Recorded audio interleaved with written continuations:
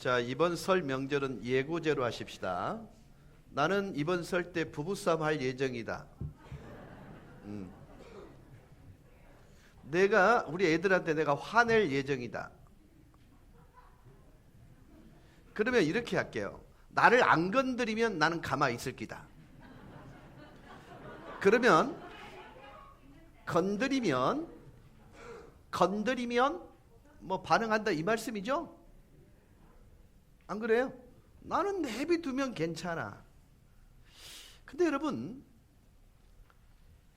우리의 마음에는요, 건드리면 폭발할 만한 시한폭탄을 항상 가지고 있어요.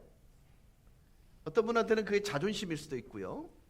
어떤 분한테는 그분이 계속해서 주었던 그 상처의 흔적 때문에 우리가 그렇게 과하게 반응한다든지 화를 낼 가능성이 있습니다. 지금 우리는요, 받아들여진 존재란 사실을 반드시 기억하고 있어야만 하는, 어쩌면 1년 중에 가장 중요한 시간을 보내고 있습니다. 여러분, 식구가 식구라는 것은 식탁 공동체라는 의미잖아요.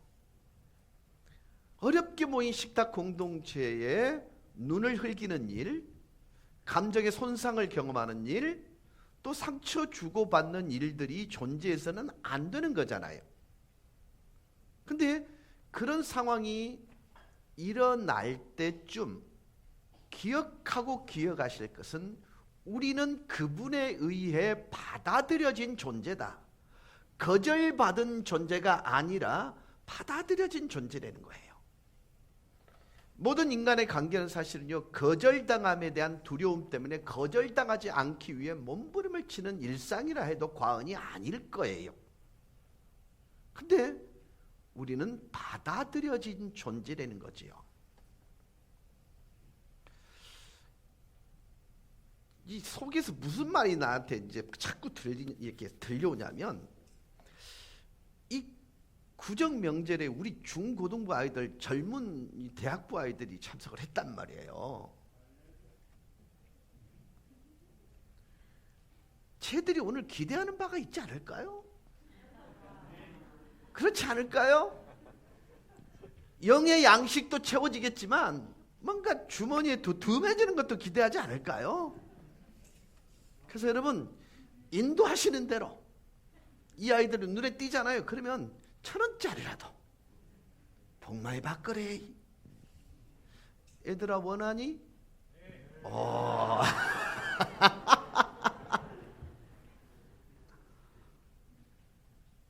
제가 왜 이 부분들 이렇게 여기까지 나왔다가 결국 터뜨렸냐면요, 그런 기억들이 이 아이들이 교회 멤버십을 구축하는데 굉장히 중요한 것이, 그러니까 내가 인정받아졌다, 내 행위가, 내 예배가 하나님에 의해서 받아지기도 하지만 사람들에 의해서 받아졌다라는 그것이요, 굉장히 중요한 역할을 해요.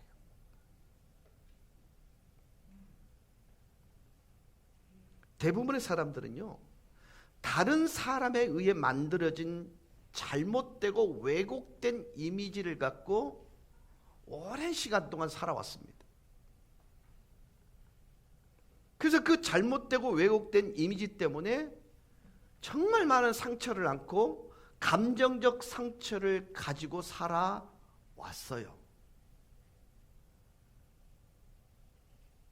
그래서 생겨난 마음의 상처와 감정의 상처로 무너져버린 자존감과 왜곡된 자아상에 대한 반응으로 공격적이거나 방어적이거나 자기를 포장하거나, 그리고 누군가를 향하여 손사래를 치는 경우의 삶을 우리는 지금까지 살아왔어요. 그래서 우리는 지난주에 여기에 대한 유일한 해독제가 뭐냐? 하나님이 나를 바라보는 관점으로 나를 보아야 한다는 것이 거기에 대한 해답이었다고 말씀을 드렸습니다. 하나님이 나를 바라보는 관점으로 우리의 인생을 보고 우리 자신을 보는 법을 배워야 해요. 그래서 스바냐 3장 17절에 이렇게 우리에게 말씀해 주고 있습니다. 너희 하나님 여호와가 너희 가운데에 계시니 그는 구원을 베푸실 전능자이시라. 그가 너로 말미암아 기쁨을 이기지 못하시며 너를 잠잠히 사랑하시며 너로 말미암아 즐거이 부르며 기뻐하시리라. 나는 사랑받았던 존재라는 이미지를 갖고 있는 사람은요, 절대로 공격적이거나 부정적인 이미지를 갖고 있지 않습니다. 정말로 여러분이 하나님께서 여러분을 보듯이 여러분 자신을 보실 수 있다면 이것 때문에 여러분의 인생을 변화시킬 수 있다는 거예요. 진리를 알지니 진리가 너희를 자유케 하리라. 여러분, 과거 다른 이에 대해 다른 이로부터 받은 상처에 매여 있는 우리는 진리이신 하나님이 우리를 어떻게 바라보느냐에 그것에 우리가 매이게 된다면 지금까지 우리를 결박하고 있던 모든 부정적 이미지는 떠나가게 될 거라는 얘기인 것입니다. 그래서 늘 제가 말씀을 드렸잖아요. 아버지가 엄격한 그런 환경 가운데 자란 자녀들이 하나님이 누구 어떤 분이고 물으면 정의, 공의로우신 하나님. 아니야, 하나님은 사랑의 하나님이야. 아니요, 하나님은 항상 옳고 그름을 따지시는 분이라는 이미지가 심겨진다는 거예요. 하나님이 우리를 보는 방식으로 우리 자신을 볼 수 있다면 세상을 보는 눈이 달라질 거예요. 그리고 그것으로 인해 세상이 바뀔 거예요. 자, 하나님께서 우리를 어떻게 보시는가? 하나님께서는 우리를 받을 만한 존재로 본다. 이게 지난주의 말씀의 주제였습니다. 두 번째, 하나님께서 하나님 자녀인 우리를 어떻게 보시는가? 하나님은 나를 이 세상의 유일한 존재인 것처럼 소중하게 보신다는 것입니다. 여러분이 하나님께서 여러분을 보는 방식으로 우리 자신을 보는 것을 배우게 된다면 우린 우리 자신을 가치 있게 볼 수 있어요. 소중한 존재라고 볼 수 있어요. 우리는 받아들여졌을 뿐만 아니라 놀라운 가치를 가진 존재라는 것입니다. 세번역 성경 누가복음 12장 24절은 이렇게 말씀합니다. 까마귀를 생각하라. 심지도 아니하고 거두지도 아니하며 골방도 없고 창고도 없으되 하나님이 기르시나니 너희는 새보다 얼마나 더 귀하냐. 여러분, 저는요 참 놀라운 사실이요, 참새가요 지보다 큰 황소를 좋아하지 않아요. 황소고기, 소고기 좋아 안 해요.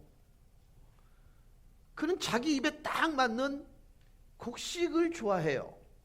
근데 그 알을 잡아갖고, 야, 너는 입이 쪼맨하니까 욕을 무야, 니는 거기에 맞는 거야, 가르친 적이 없어요. 이 땅에 그가 존재하는 그 순간부터 그게 자기에게 맞는 걸 안다 말이에요. 이걸 하나님께서는요 자연의 은혜라고 말하는데, 그는 우리가 볼 땐 자기 스스로 살아가는 것 같은데, 생존하는 것 같은데 성경은 그렇게 말하고 있지 않아요. 그 까마귀조차도 뿌리지도 않고 거두지도 않았는데, 곳간에 들인 적도 없는데 먹고 사는 걸 봐봐. 하나님께서 먹인데 하물며 너희 일까 보냐, 이렇게 말씀하고 있는 거예요. 자, 한번 여쭤볼게요. 이옥 집사님의 가치가 얼마나 된다고 생각하세요?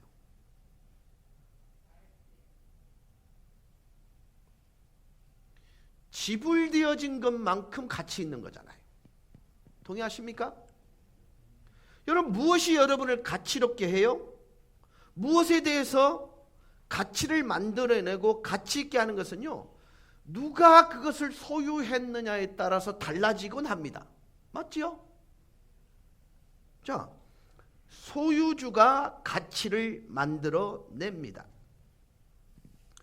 누군가 유명하다면, 그리고 그들이 무엇인가를 소유했다면 그게 아무리 평범한 것일지라도 큰 가치를 지니게 됩니다. 여러분, 경매장에 나가면 제가 맸던 이 넥타이 경매장에 내놓으면 원가보다도 못 받을걸요. 근데 우리나라 대통령께서 매던 넥타이다 그러면 경매에 나가면 훨씬 더 높은 가치를 매기겠죠? 여러분, 그러시면 안 되죠. 나한테는 목사님 넥타이 더 가치 있어요, 이렇게 말씀해 주면 된답니까? 자, 여러분의 테니스화 그거 한 켤레 하고요, 마이클 조던이 신던 테니스화가 있어요. 어느 게 더 가치 있죠? 여러분 모르시는구나. 농구화만 팔리는 게 아니고 마이클 조던은요 테니스화도 팔아요. 그분은 나이키하고 제휴를 했기 때문에 거기 나오는 모든 신발들은요 마이클 조던의 이름을 달고 나오면요 그 가치 자체가 달라져요. 근데 마이클 조던이 취미 삼아 두 가지를 하거든요. 골프도 하고 테니스도 해요. 그러면 마이클 조던이 신었던 테니스화를 경매에 내놨다. 우리 김창룡 장로님께서 테니스 좋아하니까 김창룡 장로님도 경매에 테니스화를 내놨어요. 마이클 조던이 내놨어요. 안무를 내요. 그러나 여러분 인정을 하시겠죠? 뭔 말인지. 자, BTS 차와 여러분의 차 똑같은 차종이에요. 어느 게 더 가치롭게 사람들이 평가할까요? 네. 누가 소유했느냐를 가지고 가치를 결정합니다. 우리의 가치는 그것이 무엇이든 우리들이 누구에게 속해져 있느냐에 따라서 달라지는 거예요. 그래서 여러분은 누구에게 속해 있습니까? 여러분은 하나님께 속합니다. 여러분이 그 복 이것보다 더 커질 수는 없어요. 하나님께서 여러분을 속하셨습니다. 그분이 여러분을 만드셨습니다. 그분이 여러분을 위해 죽으셨습니다. 그분이 여러분을 위해 구원해 주셨습니다. 여러분은 그분에 의해 속해졌고 여러분의 가치를 한번 상상해 보실 수 있길 바랍니다. 여러분은 왕의 아들이자 딸입니다. 여러분은 하나님의 아이들입니다. 하나님께서 우리를 구원하시기 위해 십자가에서 그 가치를 지불하셨습니다.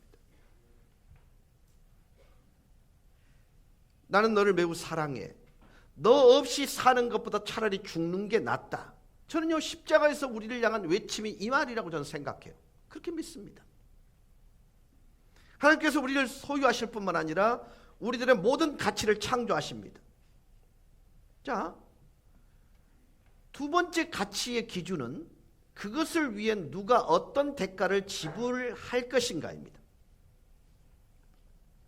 자, 여러분 집이 있어요? 얼마 나갑니까?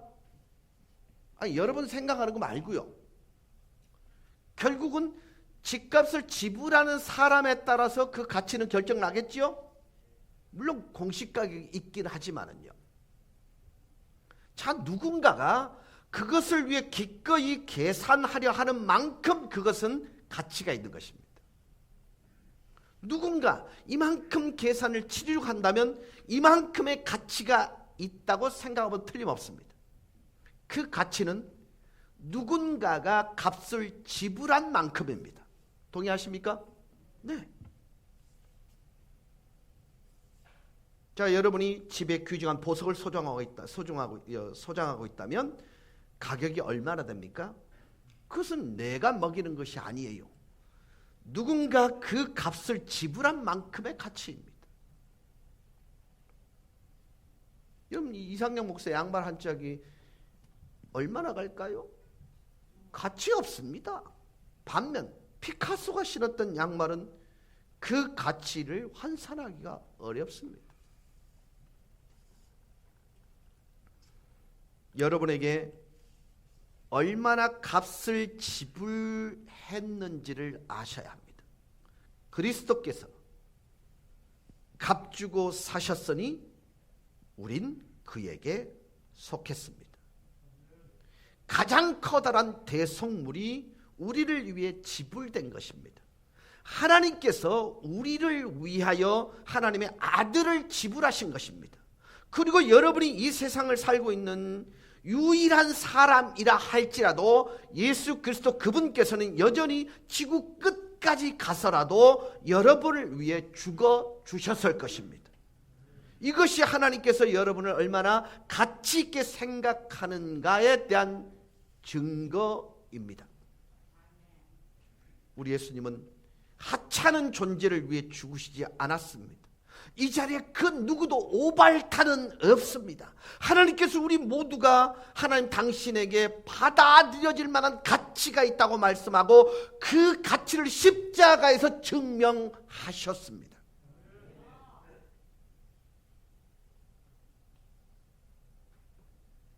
혹시 여러분 주변에 있는 누군가가 가치 없는 존재라고 말하는 사람, 그는 거짓말장입니다. 완전히 틀린 존재입니다. 거짓말하고 있는 것입니다. 이것은 여러분 무한한 가치를 소유한 존재가 바로 여러분입니다. 여러분, 하나님께서 여러분이 가치 있다고 말씀하시면 누군가 여러분에게 말하는 것은 중요하지 않아요. 아이고 바보 같은 기, 쪼다 같은 기, 내 그럴 줄 알았어. 네가 뭘, 속지 마세요. 하나님은 여러분을 위해 무엇을 대가로 지불하셨는가를 강조하고 계십니다. 세번역 성경 이사야 43장 4절 말씀입니다.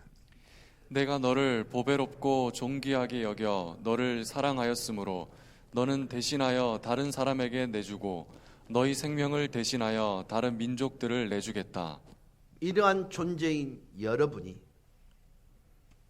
이 말씀에 대해 동의하지 못하고 여전히 거절되거나 버림받았다고 느낀다면 여전히 그래, 무슨 의미인지 내가 알아.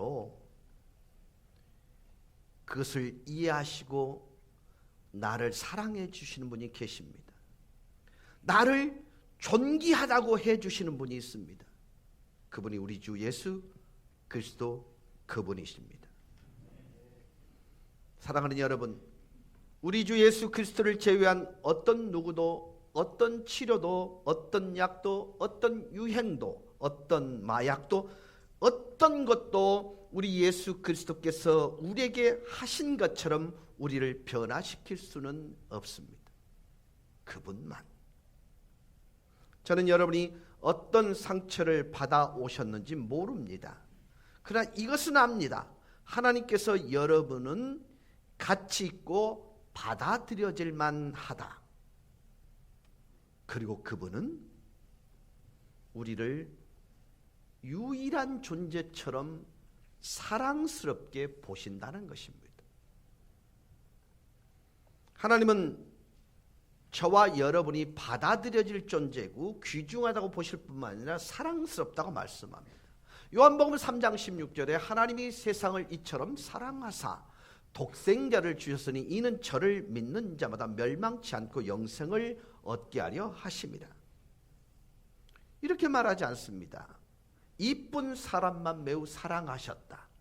똑똑한 사람만 매우 사랑하셨다.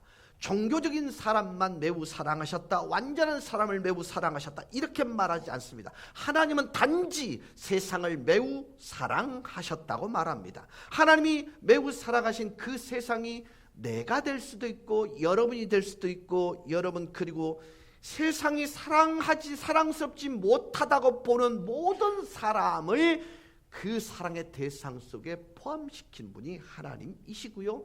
그것이 하나님의 사랑입니다. 하나님은 세상 안에 있는 모든 사람을 매우 사랑하셨습니다. 왜요?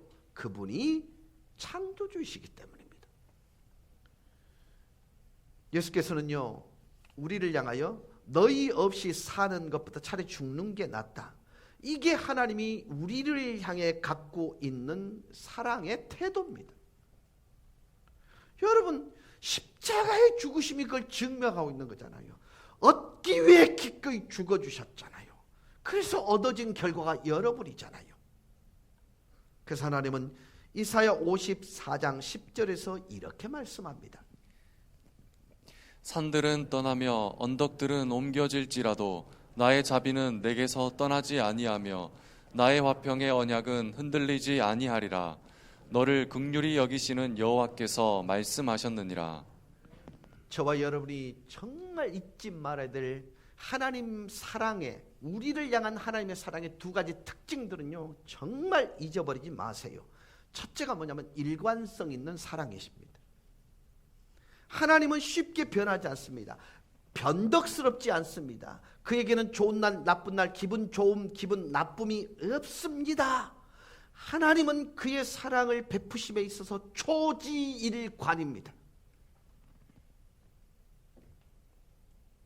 아버지들이 가끔씩 이렇게 말해요. 들어가자마자 내 건들지 마라 오늘. 말은 안 해도 얼굴에 쓰고 들어갑니다. 비장하게 들어갑니다. 정 집사님 그런 적이 있어요? 형거 왔죠? 나만 그런 줄 알았더만 다행입니다. 우리를 향한 사랑은 멈추지 않고요. 반면 사람, 인간의 사랑에는 일관성이 없습니다. 여러분 사랑할 때 여러분 기분에 따라 하지 않으세요? 기분 좋으면요. 여러분 여기 아빠들 중에 기분파 있지요? 그냥 기분 딱 텐션이 높아졌다 그냥 조금만 상처를 주면 그냥 2박 3일 동안 말도 안 하고 내 의견에 대해서 조금만 거슬리면 그냥 확 돌아서 니까지 일어나 막 이사쿠죠.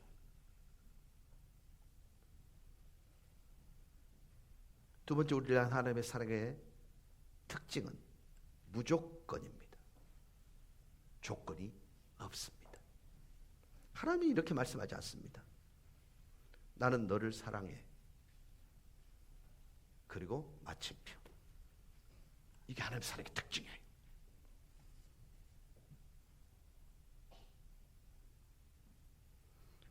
용돈 주면서 이렇게 말합니다. 아끼 쓰레이. 이거 어찌 번 돈 줄 알아? 아끼 쓰레이. 이번 성적이 괜찮을 걸 몰라. 근데 하나님은요 이래요. 나는 너를 사랑해. 그리고 마침표. 끝. 조건 단순하지 않습니다. 하나님의 우리를 향한 사랑은요 우리의 선행에 근거한 것이 아니라 하나님 품성에 근거합니다. 하나님은 사랑이시라. 나는 너를 사랑해. 너는 내 거야. 내가 만들었어. 내가 너를 구원했어. 값 주고 샀어. 나는 네가 영원토록 나와 함께 있기만 하면 돼. 너는 내 거야. 여러분 솔직히요. 하나님의 사랑이 아니었다면 우린 존재하지 않았을 거예요. 하나님께서 이런 나를 사랑하시겠는가? 내가 하나님의 사랑을 받을 만한 올바른 일을 했는가? 내가 모든 것을 올바르게 행하고 있는가? 여러분 결코 스스로에게 이런 질문할 필요가 없습니다. 물어볼게. 하나님께서 현재 여러분을 사랑하는 것보다 더 사랑할 가능성이 있을까요? 없을까요? 우리는 오해를 합니다. 지금 이 정도 나를 하나님께서 사랑하시니까 이걸 충족시켜드리면 더 사랑할 것이다. 아니요. 오해이십니다. 지금 하나님은요 완벽한 우리를 향한 사랑을 하고 계세요. 여러분 하나님께서는 지금 현재 여러분을 사랑하는 것보다 덜 사랑할 가능성은 제로입니다. 사랑의 방법이 좀 달라질 거예요. 조금 이게 여러분이 좀 하나님께 대들거나 그러면요, 요놈의 자식이 탁 꿀밤 주실 거고요. 더 그분을 향한 집중을 갖게 되면 더 그 적극적인 사랑의 표현이 될 거예요. 하나님의 사랑은, 우리를 향한 하나님의 사랑은 일관적이고 무조건적입니다. 여러분, 왜 이게 중요한 줄 아세요? 하나님의 사랑을 의심할 때 우리는 항상 문제에 빠집니다. 하나님에 대한 존재에 대해서 의구심을 품을 때 문제에 빠집니다. 여러분이 매번 범죄를 하는 것은요, 여러분이 하나님의 사랑을 의심했기 때문입니다. 하나님께서 여러분의 가장 좋은 이익을 마음에 갖고 계신다는 것을 의심합니다. 성경은요, 성도된 우리들의 삶, 인생을 성공적으로 건강하게 행복하게 만들 규칙이 가득 차 있습니다. 동의하십니까? 근데 그분의 사랑과 그분의 존재에 대한 신뢰가 무너지면 이 규칙을 무시합니다. 왜요? 우리는 이 규칙 위에 내 생각과 내 경험을 첨가시켜서 하나님보다 규칙을 더 잘 안다고 생각을 합니다. 저는 이렇게 말씀을 드리고 싶어요. 여러분, 항상 하나님의 생각에 여러분의 생각을 지십시오. 그래야 삽니다. 그래야 부요해지고 풍성해집니다. 여러분, 여러분의 생각으로 하나님을 이길 생각 꿈도 꾸지 마세요. 왜요? 하나님이 한번 고집을 피우면요, 그분의 별명이 영원하신 하나님이거든요. 여러분 고집, 여러분이 꺾는 게 지혜롭습니다. 그래도 빨리 꺾으세요. 그게 답이에요.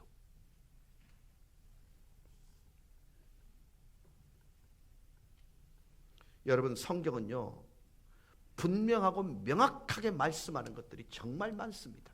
정말 많이 있어요. 하나님은 바람 피지 마라, 우리 모두에게 말씀하셨어요. 이거는요, 예스 노가 아니에요. 철저한 거예요. 근데 우리는 언제라도 하나님께서 하지 말라고, 그리고 하라고 권고한 것을 무시할 준비를 다 하고 있습니다.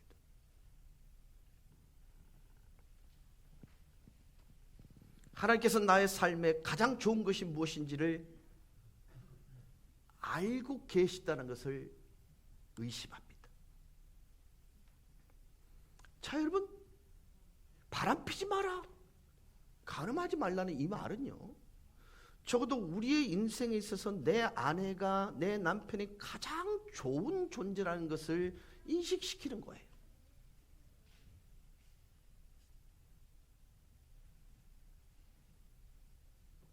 하나님께서 성경에서 무엇인가 말씀하실 때 하나님께서 말씀하시는 것에서 그는 분명합니다.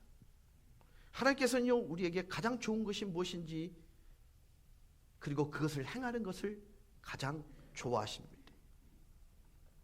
하나님은 여러분을 위해 가장 좋은 것이 무엇인지 여러분이 아는 것보다 더 잘 알고 계십니다. 하나님께서 여러분을 사랑하시는데 결코 중단은 없습니다. 매일매일 기억하세요. 하나님이 나를 향해서는 꾸준히 사랑하시고 그 사랑에는 조건이 없다. 그리고 하나님은 여러분을 유능한 존재라 보십니다. 아멘. 세 번째 성경 고린도후서 3장 5절 6절입니다. 우리가 이런 일을 할 수 있는 자격이 우리에게서 났다고 생각하지 않습니다. 우리의 자격은 하나님에게서 납니다.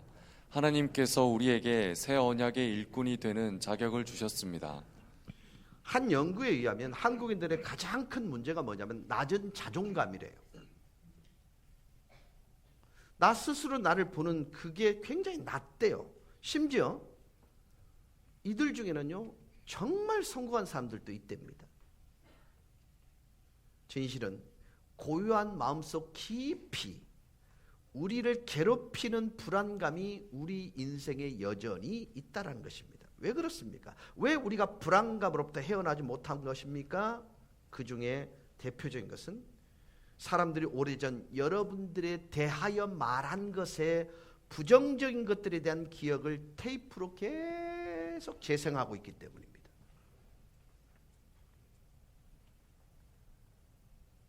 어떤 분은요, 20년 전에 누군가 말했던 그것을 반복하고 반복하면서 칼을 갈며 살고 있습니다. 이 연구소에 따르면요, 우리들이 젊은 시절에 거절당한 일이 있다면 그것은 더 큰 충격으로 남아있다는 것입니다. 어떤 의미에서 여러분이 여러분을 저주했던 사람을 갖고 있습니다. 그들은 여러분에게 이런 말로 저주했습니다. 너는 정말로 중요하지 않은 존재야. 하찮은 존재야. 넌 실패자야. 너는 어떤 가치도 없는 존재야. 네가 제대로 하는 일이 뭐가 있어? 사랑하는 여러분께 도전합니다. 이 저주에 대해서 관심 갖지 마세요. 그들이 말했던 것은 생각함으로 내리지 마세요. 내가 글마의 잘못된 판단들을 증명해 보이게 이 생각조차도 하지 마세요. 여러분은 여전히 부정적인 위에 여러분의 인생을 쌓아가고 있을 가능성이 많습니다. 여러분은 긍정적인 것 위에 삶을 세워가십시오. 진리에 집중하십시오. 진리를 확신하십시오. 하나님께서 여러분에 대해서 말씀하시는 것과 하나님께서 여러분이 유능하다는 그렇게 말씀하는 것에 대해서 믿으실 수 있길 주의 이름으로 축원합니다. 누가 여러분에 대해서 말한 것에 개의치 마세요. 여러분이 생각하는 것에 대하여 여러분이 그 사람들을 묵상하지 마세요. 하나님께서는 여러분이 할 수 있는 존재라고 말씀합니다. 하나님은 목적을 갖고 여러분을 창조하셨습니다. 하나님은 여러분의 삶을 향한 목적을 갖고 있습니다. 사실 우리 모두가 유능하다고 볼 수 있는 두 가지 이유가 있습니다. 지혜와 통찰력에 대한 하나님의 말씀을 우리는 소유하고 있습니다. 아멘. 디모데후서 세번역 성경입니다. 3장 17절입니다. 성경은 하나님의 사람을 유능하게 하고 그에게 온갖 선한 일을 할 수 있게 하는 것입니다. 여기에 공식이 있어요. 십과 법이 있습니다. 하나님의 사람을 유능하게 한다는 거예요. 이 멋진 선물을 하나님께서 우리에게 주셨습니다. 우리가 하나님께서 우리에게 원하시는 삶을 살 수 있도록 돕기 위해 주셨습니다. 우리로 하여금 유능한 삶을 살 수 있도록 이 놀라운 선물을 우리에게 선물로 주셨습니다. 그것보다 우리에게 더 큰 선물이 있습니다. 하나님은 단지 말씀만 주신 것이 아닙니다. 하나님은 우리를 유능하게 하기 위해 자기 자신까지 주셨습니다. 아마도 어떤 분은요, 우리가 하나님을 신뢰할 때 하나님께서 어떻게 그의 성령을 우리의 삶에 보냈는가에 대해서 사람들에게 말하는 것. 여러분 생각해보세요. 하나님께서 자신을 보냈다. 그는 우리에게 자신의 힘과 능력과 통찰을 주셨다. 여러분 한번 생각해보세요. 내가 누구에게, 예를 들어서 내가 최유성 권사님께 간단 말이에요. 그때 우리는 뭐라고 하죠? 하나님께서 나를 통해서 당신에게 뭔가를 하기 위해서 보내셨다는 이 말이 이상하게 들리지 않나요? 근데 이게 사실이거든요.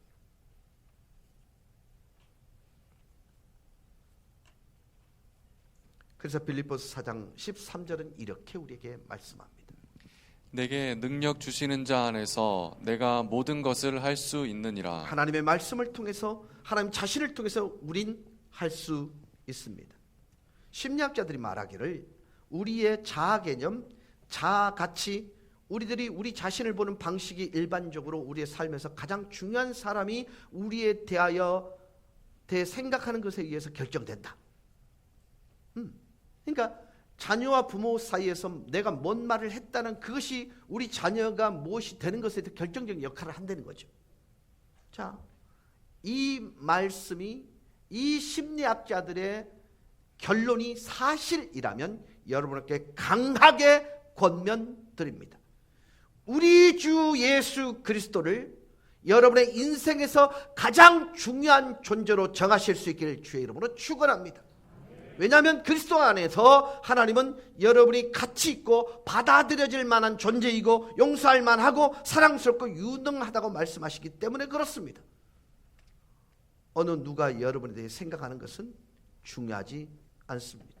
여러분은 누구를 믿으시겠습니까? 한 가지 더 질문이 있습니다. 여러분 누구를 위해 사시겠습니까?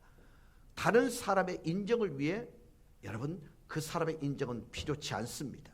그들은 일관성이 없습니다. 아니면 여러분의 남은 삶을 여러분을 사랑스럽다, 가치롭다, 유능하다, 용서할 만하다, 받아들여질 만하다고 말씀하시는 그 하나님을 위해 사시겠습니까? 어릴 때부터 체구가 아주 작고 아버지가 누군지도 모르는, 그래서 항상 동네에서 따돌림 받는, 멸시받은, 그래서 어려운 소년 시절을 보낸 벤 후퍼라는 소년이 있었습니다. 정말 힘든 어린 시절이었습니다. 근데 그가 12살 되었을 때에 그 마을 교회에 한 젊은 목사님이 새로 부임해 왔습니다. 소문을 듣지 않으니까 그 목사님은 어느 누구든지 사람을 그 사람 그대로를 받아주고 비난하지 않는다는 것입니다. 벤 후퍼는 교회에 가본 일이 없었습니다. 그러나 새로 목사님이 부임하셨다는 소식을 듣고 교회에 가보고 싶다는 생각이 들었습니다. 그래서 한날 예배 시간 교회로 갔습니다. 가긴 갔는데 일부러 늦게 가서 살며시 뒷자리에 앉아 있다가 축도할 때 아무도 모르게 살짝 빠져나와 집으로 갑니다. 이 자리에 누군가는 이 얘기를 들을 때 벤 후퍼가 나네, 그런 생각을 하실 수 있을 겁니다. 그렇게 몇 주 동안 교회를 다녔습니다. 그런 어느 날 목사님의 설교에 이 벤 후퍼가 너무 감명을 받은 거예요. 그래서 넋을 잃고 앉아있다 보니까 축도가 끝나버린 것입니다. 나가려고 하니까 벌써 너무나 많은 사람들이 총로에 쭉 목사님과 인사하기 위해 늘어서 서 있었습니다. 그래서 벤 후퍼는 사람들을 따라 나오면서 목사님과 악수하게 됩니다. 그때 목사님은 벤 후퍼를 보고 네가 누구 집 아들이었더라 이랍니다. 큰일 났습니다. 이 분위기 이해하시겠습니까? 교인들은 쌀렁합니다. 갑자기 조용해집니다. 이때 목사님의 얼굴에 다시 미소가 번지더니 얼굴이 환해지며 이렇게 말합니다. 그래, 나는 네가 누구 집 아들인지 알겠다. 네가 아버지를 닮았기 때문에 그 쉽게 알 수 있어. 그렇게 말하니까 갑자기 주변 사람들의 얼굴 표정이 다시 굳어지긴, 이건 당연한 일이 아니겠습니까? 그죠? 근데 목사님의 다음 말, 너는 하나님의 아들이야. 네 모습을 보면 분명하게 알 수 있거든. 후퍼가 당황해하며 빠져나갔는데 목사님은 그 후퍼 뒤에 등에 대고 이렇게 말합니다. 이제부터 하나님의 아들답게 멋지게 한번 살아봐. 그 일을 있은 후 세월이 많이 흘렀습니다. 벤 후퍼는 테네시주의 주지사가 됩니다. 그리고 그는 그 주지사 직무를 너무나 잘 수행했기에 재선까지 됩니다. 주지사 벤 후퍼는 먼 훗날 다음과 같이 얘기했습니다. 그날 그 목사님을 만나서 내가 하나님의 아들이라고 그 말을 듣는 바로 그날 테네시주 주지사가 태어난 날이 되었습니다 라고 말을 합니다.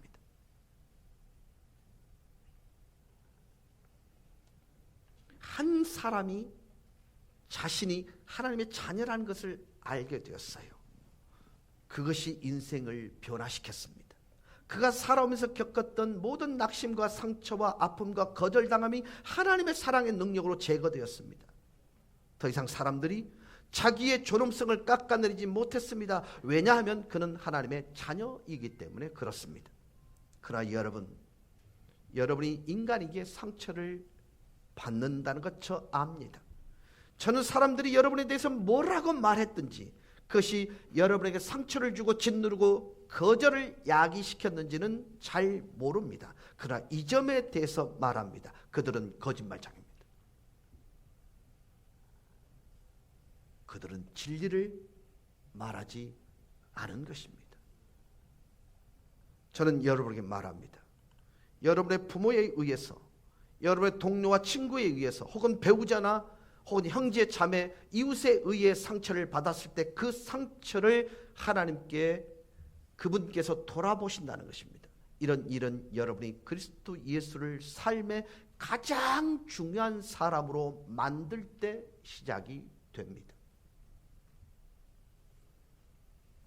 그때 여러분은 하나님의 진리로 여러분의 마음을 채우기 시작합니다. 하나님께서 나를 받아주셨어. 나를 귀중하게 여기신다. 여러분은 그것에 대해서 날마다 확신을 가지실 수 있기를 주의 이름으로 축원합니다. 여러분, 다시 한번 권면드리는 것은 누군가가 여러분에게 부정적인 이미지를 심어주거든 하나님의 마음에 합한 언어가 아니거든 그것은 거짓말입니다. 여러분을 잘못 본 것입니다. 그분은 우리를 받아들여지기에 충분한 존재라고 얘기하고 있고요. 유능한 존재라고 말씀해주고 있습니다. 이 모든 것은 주 예수 그리스도를 내 인생의 가장 중요한 존재로 받아들였을 때 일어나는 우리의 가치관의 변화인 것을 기억하시고, 여러분 이번 가족과 함께하는 그 식탁에 그리스도 예수가 주인으로, 그리스도 예수가 가장 우선하는 존재로 세워지게 될 때에 돌아갈 때 여러분의 자녀와 여러분의 모든 가족들이 가슴을 따뜻하게 채우고 삶의 현장으로 돌아갈 줄 믿으실 수 있기를 주의 이름으로 축원합니다. 우리 찬양하십시다. 다 같이 기립하셔서 찬양하시겠습니다.